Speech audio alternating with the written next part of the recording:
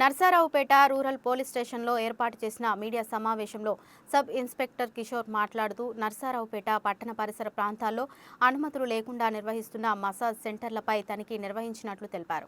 చిలకలూరిపేట రోడ్లో ఎల్టీ నగర్ మొదట్లో లైన్లో ఉన్న మసాజ్ సెంటర్లను చట్ట వ్యతిరేకంగా నిర్వహిస్తున్నారనే స్థానికుల సమాచారంతో తనిఖీ చేసి నిర్వాహకులు సుబ్రహ్మణ్యంతో పాటు 3 యువతులను అదుపులోకి తీసుకుని అరెస్టు చేసినట్లు తెలిపారు.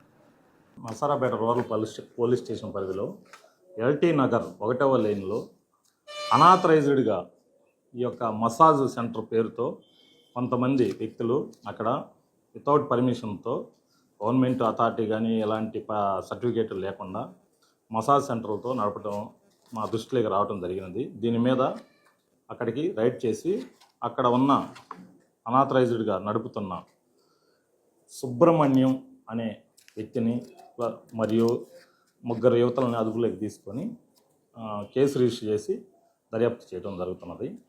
ఇలాగా అనామత్తుగా గవర్నమెంట్ పర్మిషన్ లేకుండా మసాజ్ అనే పేర్లతో రకరకాల చెడు వ్యసనాలు జరుగుతున్నాయని తెలియజేయడం జరిగింది. అలాగని జరిగితే కఠిన చర్యలు తీసుకోబడుతున్నది.